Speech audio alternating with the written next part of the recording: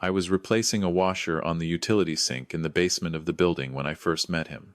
That's the image I keep coming back to.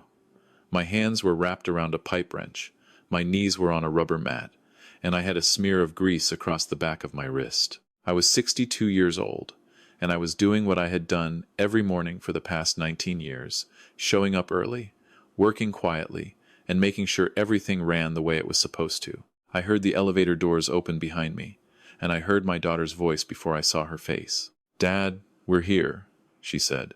I set down the wrench and stood up slowly. My knees don't cooperate the way they used to. I wiped my hands on a rag I keep in my back pocket, the way I always do, the way my own father taught me to do before I was old enough to understand what work actually meant. My daughter, Claire, was standing in the doorway with a man I had never met. He was tall, well-dressed, somewhere in his early 30s.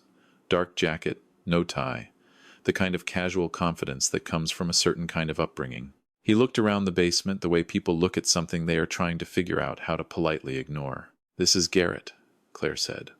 She was smiling, but there was something careful behind the smile. The way you smile when you are hoping two things will go together and you are not entirely sure they will. I walked toward them and extended my hand. "Gordon Marsh," I said. "Good to finally meet you." He shook it. Firm enough, but his eyes had already moved past me, scanning the pipes, the storage racks, the water heater in the corner. "You work here?" he said. "I do," I said. He nodded slowly, the way people nod when they are filing something away. "Maintenance," he said. It was not a question. I told him yes. I told him I had been with the building for a long time. He said something polite and moved on, the way people do when they have already decided what a conversation is worth. Claire hugged me before they left.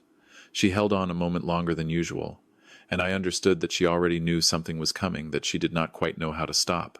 I went back to the sink. I picked up the wrench. I finished the job. That is what you do. I should tell you something about myself, and I will tell you now so that you understand why I made the choices I made over the years, because they were choices, not accidents, not circumstances I stumbled into. I grew up in Sudbury, Ontario. My father was a machinist.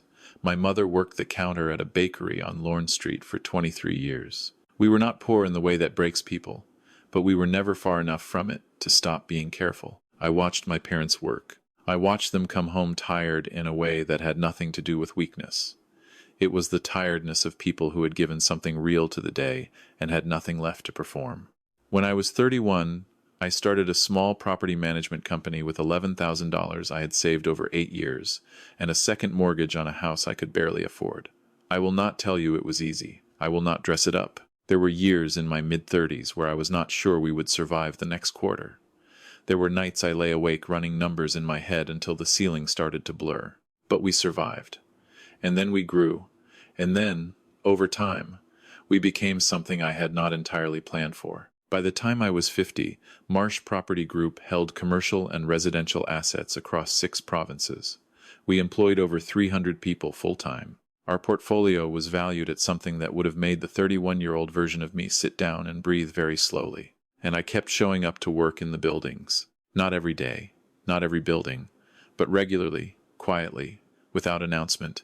I would put on the work clothes and spend a morning doing maintenance alongside the people who kept the properties running. I had done it when the company was small and I could not afford to hire enough people. I kept doing it when the company grew because I found that the buildings told me things in that state that they never told me from behind a desk. I could feel when something was not right. I could have a conversation with a tenant that was honest in a way that conversations in boardrooms rarely are. My staff knew, my operations managers knew, my lawyers knew, my daughter knew, though she had never been entirely comfortable with it, which I understood. Garrett did not know, and for reasons I will explain, I did not rush to tell him. They had been together for about 14 months when Claire brought him to meet me at the building. She had told me about him before that, of course. She was 30 years old, working as a marketing director at a firm in Toronto, and she had met Garrett at a conference in Vancouver. He was a partner at a commercial real estate advisory firm that his father had founded. Third-generation money, the kind that has been around long enough to feel like character rather than circumstance. He was 34. His full name was Garrett Fenwick. His family had a house in Rosedale and a cottage on Lake Joseph, which Claire mentioned with a kind of nervous brightness that made me pay attention. I am not a man who judges people by their backgrounds. I am a man who grew up watching my mother count change at the end of the week, and I understand that where you come from does not determine what you are made of. Some of the finest people I have known came from families with very little. Some of the most difficult people I have encountered came from families with a great deal. What I judge people on is simpler than that. I watch how they treat the people around them who they believe have nothing to offer them. That tells me most of what I need to know. The morning in the basement told me something. I filed it away. Over the following months, there were other things to file. There was the evening Claire brought him to my apartment. I keep a modest 2-bedroom in the annex, nothing that announces itself, and he spent 20 minutes talking about a property investment he was advising on near the waterfront. And at no point in that conversation did he ask me a single question. Not about where I had worked, not about what I knew about property, not about anything at all. He was a man who had learned to perform interest without experiencing it. There was a Sunday dinner in February, the 4 of us at a restaurant on Cumberland, where he talked about the city's development corridor with the fluency of someone who had studied it, and when the conversation turned toward labor and the tradespeople who actually built the corridor, he said something that I have thought about many times since. He said, "Those guys do fine. The unions make sure of that." It was not cruel. It was something worse than cruel. It was indifferent, in a way that had clearly never been examined. Claire changed the subject. I noticed that she changed it quickly. There was a Saturday in March, when he came to the building with her again, this time because she was helping me move some files from a storage unit on the 3rd floor. He sat in the lobby and looked at his phone, not because he was busy, because it did not occur to him that there was anything else he should be doing. I did not say anything to Claire about any of this. She was happy. The happiness was real, I could see that. And I am her father, not her manager. My job was not to tell her who to love. My job was to be there when she needed me. But I kept filing things away. The engagement was announced in April. Claire called me on a Thursday evening, and I could hear in her voice that particular quality of joy that is large enough to be a little frightening. I told her I was happy for her. I meant it. I told her I looked forward to getting to know Garrett better. I meant that, too, in the way you mean something when you are still hoping it might become true. The engagement party was planned for the end of June. It was to be held at the Fenwick family's home in Rosedale, which I had never seen but which Claire described as large. She said the guest list was about 70 people. She mentioned, in a tone I recognized as bracing, that most of the guests would be from Garrett's side, because the party had been organized by his mother. His mother's name was Diane Fenwick. I had met her once, briefly, at the restaurant on Cumberland. She had shaken my hand with a kind of practiced warmth that I recognized immediately as the warmth of a person who categorizes people before they finish saying hello. When she shook my hand that evening, I saw her take in my clothes clean, but plain, and my hands, which have never quite lost the texture of someone who has worked with them, and something in her eyes settled into a position that did not move for the rest of the evening. I want to be fair to her. She was not unkind. She was perfectly pleasant. But pleasant is a performance, and I have been around long enough to see what lives underneath it.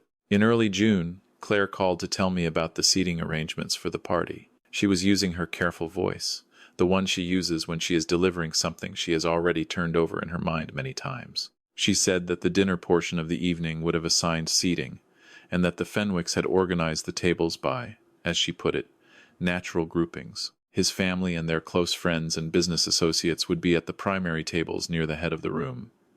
Other guests, and here her voice did the thing it does, would be at tables further back. I was at a table near the kitchen. I said that was fine. She said, "Dad, it's not, I didn't." I said, "Claire, it's fine. I'll be there." She was quiet for a moment. Then she said, "I love you." And I said I loved her too, and that was the end of it. I want to be honest about what I felt in that moment. I did not feel wounded in the way a man feels wounded when someone has broken something inside him. I felt something quieter and, in some ways, harder to describe. I felt the particular sadness of watching someone you love make accommodations they will eventually regret. I said nothing. I put on a decent suit. I showed up. The Fenwick house on Balmoral Avenue was exactly what I expected. Large, Georgian, the kind of house that has been repainted and updated enough times to look permanent without looking new. The garden was immaculate. There were lanterns along the path to the front door. A catering company was running the evening, and the young man at the entrance was holding a clipboard. Inside, it was elegant, in the way that comes easily to people who have always had access to elegance. The flowers were white and cream, there were candles everywhere, and the room smelled like something expensive and floral that I could not have named. Claire found me near the entrance and hugged me.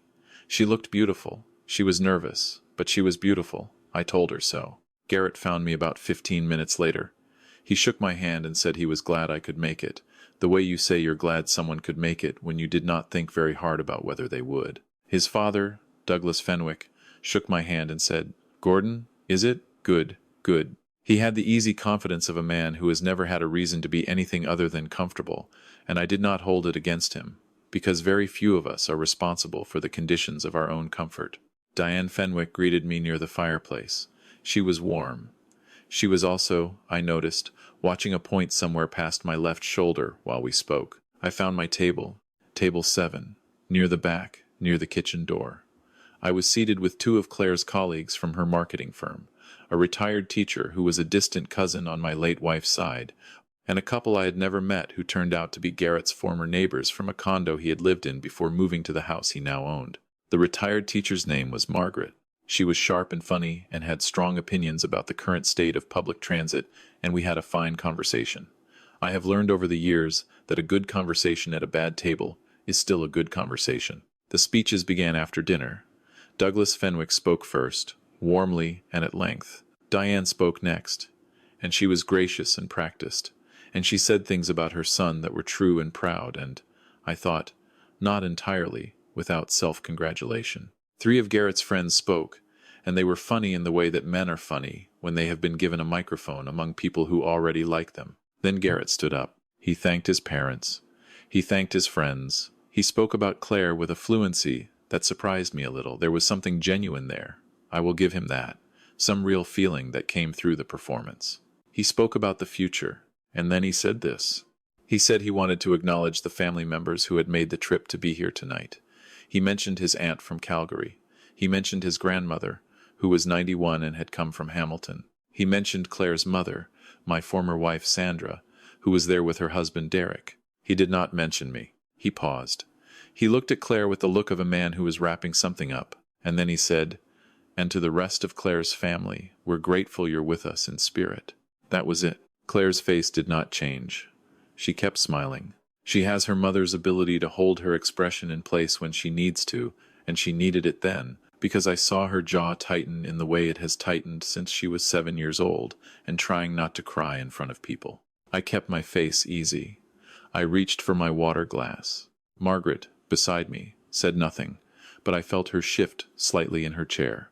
After the speeches, during the part of the evening where people moved around and the bar opened, Garrett came and found me. I do not know if Claire had said something to him or if he had thought better of what he had done, but he came to my table and crouched down beside my chair in a way that I think was meant to be disarming. He said, "Gordon, good to have you here, truly." I said, "Thank you for having me." He said, "You know, with all these folks, it gets complicated, seating, the list."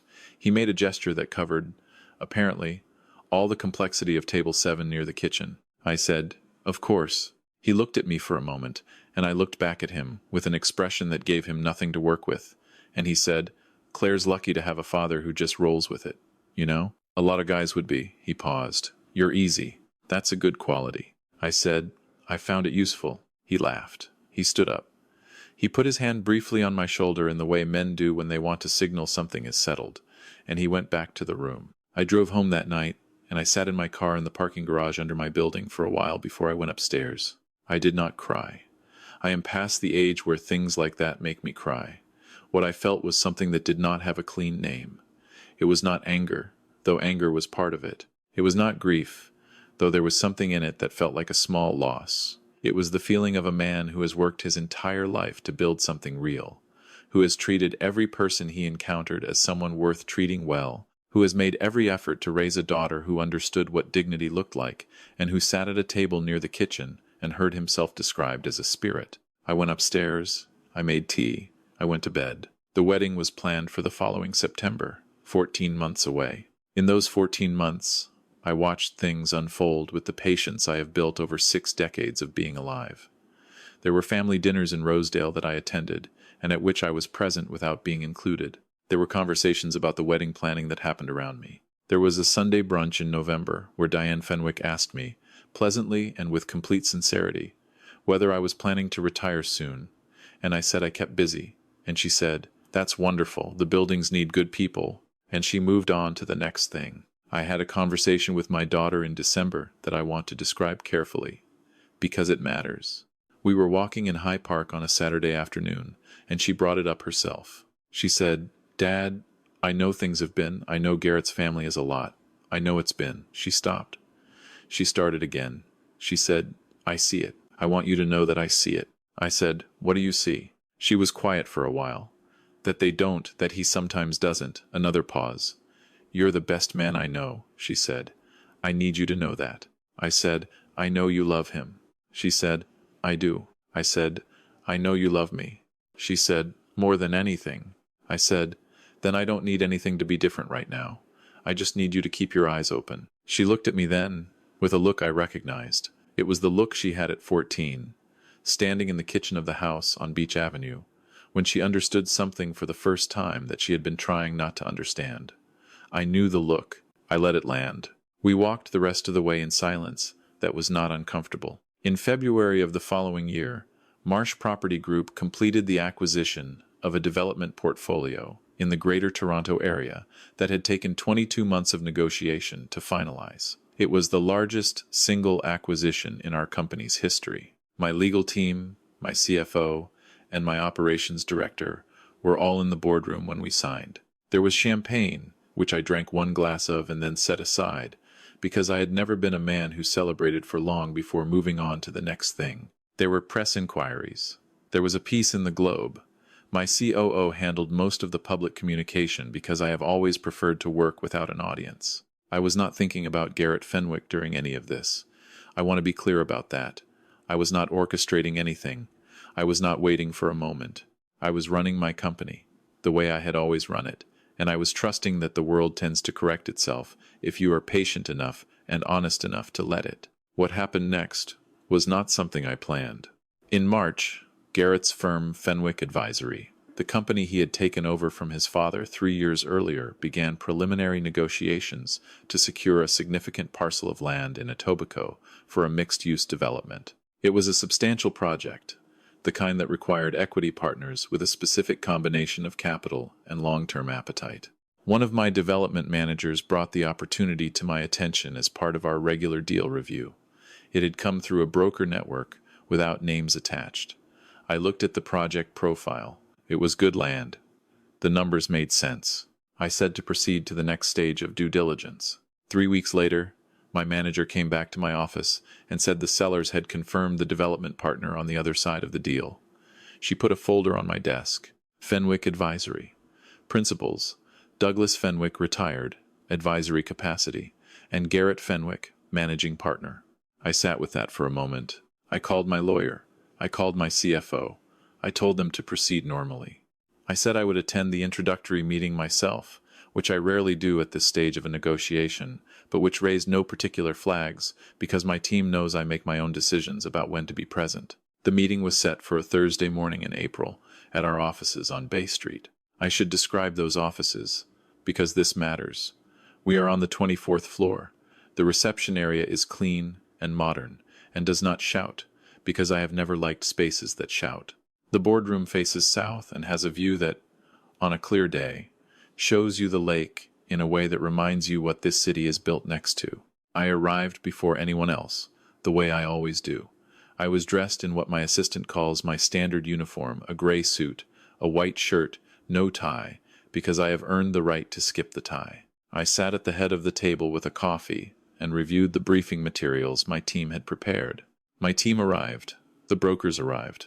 And then, at 9:12, Garrett Fenwick walked into the room. He was in a good suit. He was carrying a leather portfolio. He was already talking to one of the brokers in the easy, confident way of a man who has been in many rooms like this one and has always belonged in them. He shook hands around the table. He came to me. He looked at me. I watched his face do something I have seen faces do before, but rarely with that particular sequence. First, recognition. The simple animal fact of placing someone you know. Then confusion, because the context was wrong, because the person you know was not supposed to be here in this room with this view in this suit at the head of this table. Then, something underneath the confusion, something he was working to cover, a recalibration happening in real time, like a compass finding north in a place it did not expect to find it. "Gordon," he said. "Garrett," I said. "Good to see you. Have a seat." He sat down. "My COO, Helena, who has been with me for 16 years, began the introduction. She described Marsh Property Group in the terms she always uses: our history, our portfolio, our approach to development partnerships. She mentioned the February acquisition. She mentioned our AUM. She was precise and professional and gave no indication that anything unusual was happening, because for Helena, nothing unusual was happening." This was a Thursday morning meeting. I watched Garrett listen to Helena. I watched him process the numbers. I watched the thing behind his eyes do its work. There is a particular expression that crosses a person's face when they understand, fully, that they have profoundly misjudged a situation. It is not one expression. It is a sequence of them, passing through quickly, each one trying to decide whether to commit. I have seen it in negotiations many times. I have always found it to be more instructive than anything a person says. When Helena finished, I spoke. I talked about the Etobicoke parcel, what I found interesting about it, what our questions were, what our timeline looked like. I was direct and specific, the way I am always direct and specific, because there is no point being in a meeting if you are going to circle the actual subject. Garrett asked good questions. I will say that for him. Whatever was happening inside him, he was a professional, and he managed the meeting with skill. His knowledge of the project was solid. He had done his preparation. At one point, about 40 minutes in, there was a natural pause. I looked at him across the table and said, "Garrett, I think we should acknowledge the situation, since we're both aware of it." He said, "Of course." I said, "I want to be clear that my interest in this project is entirely commercial. The land is good. The structure could work. I would like to proceed on those terms, and I would ask that we both leave the personal history out of the room." He said, "Absolutely." I said, "Good." We continued. At the end of the meeting, we agreed to move to a formal term sheet stage. It was a reasonable outcome. The brokers seemed pleased. After everyone else had left, Garrett stayed. I had expected this. He said, "Gordon?" I said, "Go ahead." He said, "I want to." He stopped. He was a man who had been confident in every room he had ever entered. And he was in a room now where the confidence was not coming easily, and it showed. "I want to say that I didn't know." I said, "I understand." He said, She never explained." I said, "No, she didn't." He looked at me. "Why not?" I said, "I think that's a question worth sitting with." He said, "The engagement party, the way things were set up."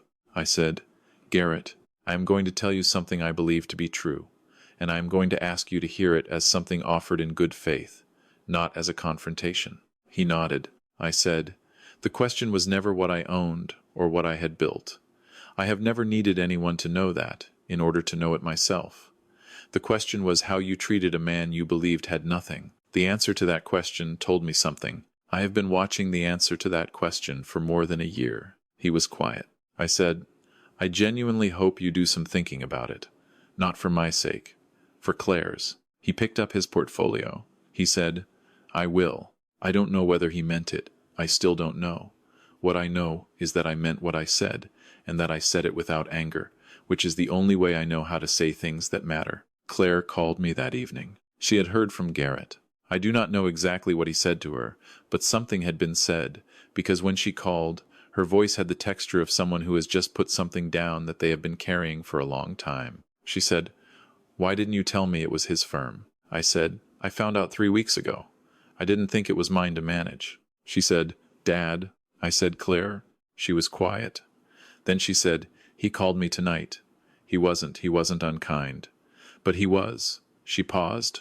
He was more concerned about how it looked than about she stopped again. He said he felt ambushed. I said, "I understand why he might feel that." She said, "Do you?" I said, "A person who has never examined the way they treat people they consider beneath them is going to feel ambushed when the examination arrives from outside. It's uncomfortable. That's not a reason to call it unfair." She didn't say anything for a moment. Then she said, "I've been making excuses." I said, "I know." She said, "For a long time." I said, "I know that too." She said, "I thought if I didn't make it a thing." I said, "You thought you could love him enough that it wouldn't matter." She said, "Yes." I said, "That is a very human thing to think." She cried a little then. Not completely, she still has her mother's composure, but a little. I let her. After a while I said, "Whatever you decide, I will be here. I will not tell you what to decide. I have never done that." She said, "I know." I said, "You have always had good judgment. You have sometimes chosen not to use it. That's different." She laughed, a small, tired laugh. "You're very annoying," she said, which is what she has said to me when I have told her something she knows is true, since she was approximately 11 years old. I told her I loved her. She told me she loved me. We said good night. The deal with Fenwick Advisory did not close. This was not my decision, it was a commercial decision, made by my team and their team together, because the equity structure ultimately did not align. These things happen. I did not consider it a loss in any way that mattered. The wedding did not happen either. Claire called off the engagement in June. She told me herself, on a Sunday morning over coffee at a place on Roncesvalles that we had been going to together since she was in university. She was calm. She was sad in the particular way of someone who has grieved something before the ending, which is almost always the easier kind of grief. She said, "I kept waiting for him to surprise me." I said, "Did he?" She said, "Not in the way I wanted." I did not say anything that filled that space. Some spaces should not be filled. She said, "I thought about what you said, about keeping my eyes open." I said, "I remember." She said, "I had them open. I just kept choosing to look at a different thing." I said, "That's honest." She said, "I learned it from somewhere." We drank our coffee.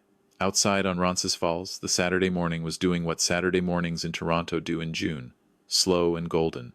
People with dogs and strollers and nowhere urgent to be. I thought about all the years of mornings with my daughter in them, all the versions of her I had watched become this one. She reached across the table and put her hand on mine. She said, "You never made me feel like I'd done something wrong. Even at the party, you just showed up." I said, "That's the job." She said, "It's more than that." I said, "Maybe. But it starts with showing up." I am 64 years old now. I still go into the buildings. Not as often as I used to, because my operations team has grown, and they run things well, and they do not need me standing over their work, but regularly, because I have found that there is something important that stays alive in a man when he keeps his hands connected to the thing he built. It is too easy, after a certain point, to forget that the work is the thing. The buildings don't care about my portfolio valuation. They care about the pipes and the wiring and whether the recycling gets sorted correctly on Tuesdays. I am not telling this story to make myself into something I am not. I was not patient because I was virtuous. I was patient because I am 64 years old, and I have learned, slowly and sometimes painfully, that the world tends to show you who people are if you give it enough time and stay out of the way. I was not waiting to expose Garrett Fenwick. I did not engineer what happened. It happened because I run a company that looks at good land, and his company brought good land to the table, and the world is smaller than people think it is, and has less patience for dishonesty than people hope. What I want to leave you with is simpler than any of that. The way you treat someone who can do nothing for you is the truest information you will ever give about yourself. It does not matter what you say at dinner parties, or how impressive your work is, or how confident you look walking into a room. The moment when you have decided consciously or not that the person in front of you is beneath you, and you treat them accordingly, that moment is the most honest thing about you. It stays in the room longer than you do. My father used to say that a person's character is what they do when they think nobody important is watching. He said it to me when I was young enough that I did not fully understand it. I understand it now. I have tried to live it, imperfectly, because all of us live things imperfectly. But I have tried. I hope my daughter carries that forward. I believe she will. She is already better at it than I am. And I want to say one more thing, because I think it matters. I am not angry at Garrett Fenwick. I am not angry at Diane. I am not angry at the seating chart, or the speech, or the hand on my shoulder after the engagement party. What I feel, if I am honest, is something closer to sadness for people who have had so much for so long that they have never been required to find out what they are actually made of. That is a harder way to live than it looks from the outside. The test comes eventually. It always does. The only question is whether you have done anything to prepare for it. Claire is building her life on her own terms now. She bought a place in Leslieville, a 100-year-old semi that needs work. She has been asking me questions about contractors and structural assessments and what to look for in old wiring, and I answer them the way I answer everything specifically and directly, and without making it harder than it has to be. Last Saturday, she came to the building to have breakfast with me. I was in the lobby when she arrived, talking with Frank, one of our maintenance staff who has been with us for 11 years and who has a son playing AAA hockey in Barrie and who I have been following along with for most of that kid's career. Claire watched us talk. Afterward, walking up to my office, she said, "You know everyone here." I said, "I've been here a long time." She said, "No, I mean you actually know them." I said, "They do the work. Of course I know them." She was quiet for a moment. Then she said, "I think I'm starting to understand something I should have understood a long time ago." I said, "What's that?" She said, "It's not about the buildings." I smiled. "No," I said, "it never was.